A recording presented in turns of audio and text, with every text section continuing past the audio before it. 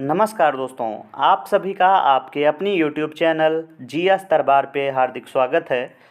दोस्तों, यह जो है यूपीपी जो प्रैक्टिस सेट हम लोग श्रृंखला शुरू किए थे, इसमें जो है ये चौथा प्रैक्टिस सेट है। तो बिना किसी देरी के शुरू करते हैं। पहला प्रश्न है कि एक वस्तु के जड़त्व की प्रत्यक्ष निर्भरता किस पर निर्भर करती है? द्रव्यमान पर, आयतन पर, वेग पर या संवेग पर? तो इसका जो सही जवाब होना चाहिए वो द्रव्यमान पर निर्भर करती है। ऑप्शन ए इसका सही जवाब है। आगे बढ़ते हैं, अगला प्रश्न देख लेते हैं। अगला प्रश्न है, शून्य में स्वतंत्र रूप से गिरने वाली वस्तुओं का होता है।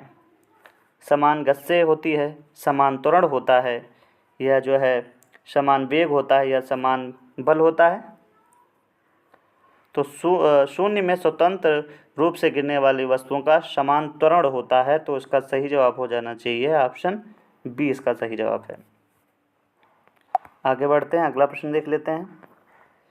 अगला प्रश्न है, स्प्रिंग को अपनी लंबाई पर वापस लौटने के लिए लगने वाले बल को क्या कहते हैं? विभव बल, गुरुत्व बल, स्प्रिंग बल या प्रत्यानयन बल? तो सभी को पता होगा कि इसका सही जवाब क्या हो जाएगा, प्रत्यानयन बल होता है। ऑप्शन डी इसका सही जवाब हो जाएगा। दोस्तों, इसको सही से कर देते हैं। कौन सा जवाब है? ऑप्शन डी इसका सही जवाब है। अगला प्रश्न, प्रश्न संख्या 4 है कि जूट के लिए सर्वाधिक उपयुक्त मिट्टी है काली मिट्टी या जो है लाल मिट्टी, कछारी मिट्टी या जलोढ़ मिट्टी? तो जूट के लिए सबसे उपयुक्त मिट्टी जो है वो जलोढ़ मिट्टी है। दोस्तों, कौन सी? तो हम बताएंगे सबसे उपयुक्त मिट्टी है जलोढ़ मिट्टी। और हम बात करें जलोढ़ मिट्टी जो है, जो जूट है, ये भारत जो है सबसे प्रथम उत्पादक है। विश्व में सबसे ज़्यादा जूट जो होता है वो भारत में ही होता है। आगे बढ़ते हैं, अगला प्रश्न, प्रश्न संख्या 5, निम्न में से कौन एक भारतीय कृषि की विशेषता नहीं है? पहला ऑप्शन है प्रकृति पर निर्भरता, दूसरा उत्पादकता का निम्न स्तर, तीसरा फसलों की विविधता और चौथा है बड़े खेतों की प्रधानता। तो इसका जो सही जवाब हो जाएगा वो ऑप्शन डी सही जवाब हो जाएगा। क्यों? क्योंकि जो है देखो, भारत में फसल जो है जितनी होती है प्रकृति पर ज़्यादातर निर्भर होती है कि बारिश होगी या इस तरीके से या किस मौसम में, और जो उत्पादकता का स्तर है वो भी निम्न है, फसलों का विविधीकरण भी है, अब बड़े खेतों की प्रधानता नहीं है, तो ये विशेषता नहीं होगी। आगे बढ़ा जाए, अगला प्रश्न है किस वंश के शासकों ने मंदिरों एवं ब्राह्मणों को सबसे अधिक ग्राम अनुदान में दिया था? गुप्त वंश, पाल वंश, राष्ट्रकूट वंश या प्रतिहार वंश? तो दान देने की बात करें, कौन भी किसमें दान किया? मंदिरों एवं ब्राह्मणों को सबसे अधिक ग्राम अनुदान किसने दिया था? तो गुप्त वंश के शासकों ने दिया था। ऑप्शन ए इसका सही जवाब हो जाएगा। अगला प्रश्न देख लेते हैं। अगला प्रश्न है, एरण अभिलेख का संबंध किस शासक से है?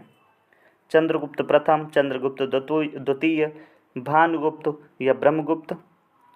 तो आपने पहला या दूसरा ऑप्शन लगाया होगा, आप गलत हैं। इसका सही जवाब क्या हो जाएगा? भानुगुप्त से संबंधित है। ऑप्शन सी इसमें सही जवाब है। दोस्तों, अगला प्रश्न, प्रश्न संख्या 8 है, इसको थोड़ा छोटा कर लेते हैं कि गुप्त राजवंश किस लिए प्रसिद्ध था? साम्राज्यवाद के लिए, कला एवं स्थापत्य के लिए, साहित्यिक कार्यों के संरक्षण के लिए या राजस्व एवं भूमि कर के लिए? तो गुप्त वंश था वो प्रसिद्ध था साहित्यिक कार्यों के संरक्षण के लिए। अगला देखते हैं, अगला प्रश्न है, उत्तर वैदिक काल के वेद विरोधी और ब्राह्मण विरोधी धार्मिक अध्यापकों को क्या कहा जाता था? क्या पूछा गया है? वेद विरोधी और साथ जो है धार्मिक विरोधी जो धार्मिक अध्यापक होते थे उन्हें क्या बोला जाता था? तो उन्हें श्रमण बोला जाता था। ऑप्शन सी इसका सही जवाब हो जाएगा। अगला प्रश्न, निम्नलिखित में से किस फसल का ज्ञान वैदिक काल में लोगों को नहीं था? आपके ऑप्शन है गेहूँ, जौ, चावल, तंबाकू। तो दोस्तों, इसमें जो तंबाकू है इसका ज्ञान नहीं था। क्यों? क्योंकि भारत में जो तंबाकू का जो प्रवेशन कराया है वो पुर्तगाली लोगों ने कराया है। बाकी गेहूँ, जौ, चावल ये तो पहले से था। तो ऑप्शन डी इसका सही जवाब हो जाएगा। अगला प्रश्न, प्रश्न संख्या 11, हड़प्पा का कौन सा स्थल भारत में नहीं था? मांडा, सुरकोटदा, हुलास या बालाकोट? तो बालाकोट नहीं, वो पाकिस्तान वाले क्षेत्र में पड़ता है। ऑप्शन डी इसका सही जवाब है। अगला प्रश्न है, हड़प्पा संस्कृत की मुद्राओं एवं पक्की मिट्टी की कलाकृतियों में किस पशु का चित्र नहीं किया गया है? हाथी, गाय, गैंडा या बाघ? तो गाय का वर्णन नहीं किया गया। ऑप्शन बी इसका सही जवाब हो जाएगा। अगला प्रश्न है, ऋग्वेद में गंगा नदी का उल्लेख कितनी बार किया गया है? 1 बार, 2 बार, 3 बार, 4 बार? बताइए। तो ऋग्वेद में गंगा नदी का सिर्फ 1 बार वर्णन किया गया है। बाकी लगभग में जो है ऋग्वेद में अगर बात करें तो लगभग में 25 नदियों का वर्णन किया गया है, और जिसमें जो है सरस्वती नदी को सबसे पवित्र नदी बोला गया है। सरस्वती नदी को सबसे पवित्र नदी और सिंधु नदी को सबसे महत्वपूर्ण नदी की संज्ञा दी गई है। आगे देखते हैं अगला प्रश्न। प्रश्न संख्या 14 है, वांडीवाश का युद्ध 1760 ईस्वी में किन किन के मध्य में हुआ था? फ्रेंच एवं जर्मनी, ब्रिटिश एवं डच, ब्रिटिश एवं फ्रेंच, या जो है फ्रेंच एवं पुर्तगाल? तो आप सभी को पता है कि भारत में जो है अंग्रेजों का सबसे बड़ा कंपटीटर फ्रेंच था। तो ये युद्ध भी वांडीवाश का युद्ध हुआ था सर आयरकूट की अध्यक्षता में। ऑप्शन सी इसका सही जवाब हो जाएगा। अगला प्रश्न है, किसने अपनी राजधानी मुर्शिदाबाद से मुंगेर स्थानांतरित की थी? तो सिराजुद्दौला, अली वर्दी खां, मीर जाफ़र या मीर कासिम? तो मीर कासिम ने स्थापित की थी। क्यों? क्योंकि वो अंग्रेज़ों से परेशान हो गया था कर दे देकर, और तो वो अंग्रेज़ों से दूर रहना चाहता था, इसलिए मुर्शिदाबाद से मुंगेर स्थानांतरित की थी। अगला देखते हैं प्रश्न। अगला प्रश्न है, बक्सर के युद्ध 1764 ईस्वी के समय दिल्ली का शासक कौन था? बताइए। औरंगजेब, बहादुर शाह जफर, शाह आलम प्रथम या शाह आलम द्वितीय? तो इसका सही जवाब हो जाए शाह आलम द्वितीय था। बाकी जो बक्सर का युद्ध है वो किस किस के मध्य में हुआ था? तो मराठा और अंग्रेजों के मध्य में जो है बक्सर का युद्ध 1764 ईस्वी में हुआ था। ये आपको याद रखना है। अगला देखते हैं। अगला प्रश्न है, 1 नवंबर 1858 को महारानी विक्टोरिया का घोषणा पत्र इलाहाबाद में पढ़कर किसने सुनाया था? आपके ऑप्शन है Lord Canning, Lord William Bentinck, Lord Burnham या सर हारकोर्ट बटलर ने? तो जब महारानी विक्टोरिया का जो घोषणा पत्र इलाहाबाद में पढ़ के सुनाया गया था वो लॉर्ड कैनिंग ने सुनाया था, क्योंकि वो इस समय जो है यहाँ का वायसराय था। आगे देखते हैं। अगला प्रश्न है, अवश्रव तरंगों की आवृत्ति होती है 20 हर्ट्ज से कम, 20 हर्ट्ज से अधिक, 20,000 हर्ट्ज से अधिक, या 20 हर्ट्ज से 20,000 हर्ट्ज तक? तो अवश्रव तरंगों की जो आवृत्ति होती है वो 20 हर्ट्ज से कम होती है। तो ऑप्शन ए इसका सही जवाब है। अगला प्रश्न देख लेते हैं। अगला प्रश्न है, सबसे कम तरंग वाली किरणें कौन सी हैं? Alpha, gamma, beta, x? बताइए। तो सबसे कम जो लंबाई वाली किरणें हैं वो गामा किरणें हैं, और सबसे ज़्यादा वाली कौन सी हैं वो आप कमेंट बॉक्स में बताइएगा। अगला प्रश्न, ऐसी तरंगें जिनका ध्रुवीकरण नहीं हो सकता क्या कहलाती हैं? प्रकाश तरंगे, अनुप्रस्थ तरंगे, विद्युत चुंबकीय तरंगे या अनुदैर्ध्य तरंगे? तो ऐसी तरंगें जिनका ध्रुवीकरण नहीं हो सकता है, ऐसी तरंगों को अनुदैर्ध्य तरंगे बोला जाता है। आगे बढ़ जाते हैं। अगला प्रश्न देख लेते हैं। बहुत ही अच्छा प्रश्न है। वनस्पत जगत में निम्न में से किसको उभयचर कहते हैं? शैवाल, फंगस या टेरिडोफाइटा या ब्रायोफाइटा? तो ब्रायोफाइटा को जो है उभयचर कहते हैं। ऑप्शन डी इसका सही जवाब है। अगला प्रश्न है, बैक्टीरिया में पाया जाने वाला प्रकाश संश्लेषण आशय क्या कहलाता है? मध्यकाय, श्वसन मूल, जिनधर या वर्णकी लवक? तो बैक्टीरिया में पाए जाने वाले प्रकाश संश्लेषण का आशय वर्णकी लवक है। Option D. अगला प्रश्न, मशरूम क्या है? कवक, पौधा, कवक बैक्टीरिया? कवक 2 बार हो गया है तो एक काट देते हैं। अब बताइए, तो मशरूम क्या होता है? एक कवक होता है। ऑप्शन ए इसका सही जवाब है।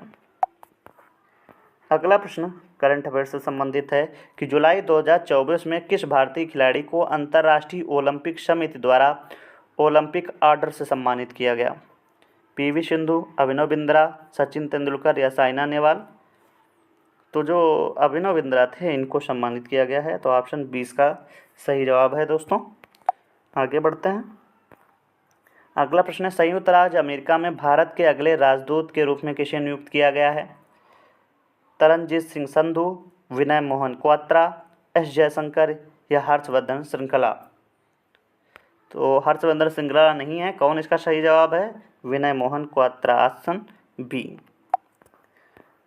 अगला प्रश्न है, निम्न में से कौन सा स्तनपायी है? शार्क, स्क्विड, ऑक्टोपस या छछूंदर? तो इसका सही जवाब है छछूंदर के सर पे नभाए चमेली, तो ऑप्शन डी इसका सही जवाब है। अगला प्रश्न है, गर्म रुधिर वाले जंतु वे होते हैं जो अपने शरीर के तापक्रम को वातावरण के तापक्रम से ऊंचा रखते हैं या वातावरण के तापक्रम से नीचे रखते हैं या हमेशा एक सा बनाए रखते हैं या वातावरण के तापमान को बराबर बनाए रखते हैं? तो गर्म रुधिर वाले जंतु वे होते हैं जो अपने शरीर के तापक्रम को हमेशा एक सा बनाए रखते हैं, ऑप्शन सी इसका सही जवाब हो जाएगा। अगला है, निम्न में से कौन सा उड़ने वाला स्तनपायी है? तो इसका तो हम ऑप्शन पढ़ेंगे ही नहीं, सीधे आप जानेंगे होंगे चमगादड़, ऑप्शन डी इसका सही जवाब है। अगला प्रश्न है, झींगा किस संघ का सदस्य है?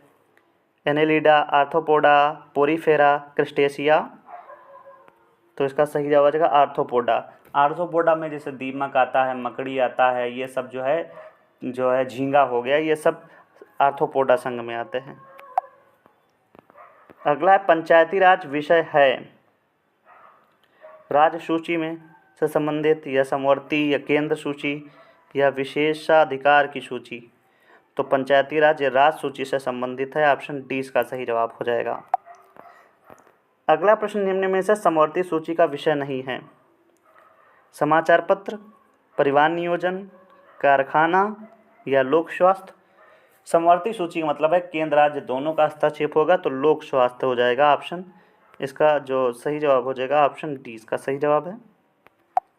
अगला प्रश्न, अंतर्राज्यीय परिषद का गठन किस संविधान के अनुच्छेद के अंतर्गत किया गया है? अनुच्छेद 263, 293, 280 यह एक गैर संवैधानिक संस्था है? तो अंतर्राज्यीय परिषद का गठन जो है अनुच्छेद 263 के अंतर्गत किया जाता है, ऑप्शन डी इसका सही जवाब है। और 280 के अंतर्गत आप सब कमेंट बॉक्स में बताइए। अगला प्रश्न है, भारत में मतदान की आयु सीमा 21 वर्ष से घटाकर 18 वर्ष कब की गई? 1988, 1990, 1989 या 1992? तो जो भारत में मतदान की आयु सीमा 21 से 18 की गई है वो 1989 ईस्वी में की गई है। किस संविधान संशोधन के द्वारा?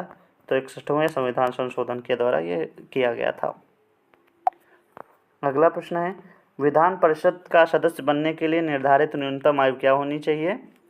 देखो ध्यान से पढ़ना है, विधान परिषद पूछा गया, विधानसभा नहीं, तो इसका सही जवाब हो जाएगा 30 वर्ष। और विधानसभा पूछा जाता तो हम बताते 25 वर्ष। अगला प्रश्न है, भारत सरकार द्वारा आधिकारिक तौर पर डिजिटल इंडिया कब लॉन्च किया गया था? आपके ऑप्शन है 15 अगस्त 2014, 26 जनवरी 2015, 1 जुलाई 2015 या 2 अक्टूबर 2015? तो डिजिटल इंडिया की शुरुआत 1 जुलाई 2015 से हुई है। और दोस्तों आज का अंतिम प्रश्न है, उत्तर प्रदेश का मुख्य सचिव किसे नियुक्त किया गया है? राजेंद्र कुमार तिवारी, प्रशांत त्रिवेदी, दुर्गा शंकर मिश्रा या मनोज कुमार सिंह? तो मनोज कुमार सिंह को जो है उत्तर प्रदेश का मुख्य सचिव नियुक्त किया गया है। तो दोस्तों इस प्रकार से हम लोगों ने जो है ये प्रैक्टिस सेट कर लिया है। आप सभी को ये वीडियो कैसा लगा है कमेंट बॉक्स में ज़रूर बताइएगा। यदि वीडियो अच्छा लगा है तो वीडियो को शेयर और लाइक करना मत भूलिएगा। धन्यवाद।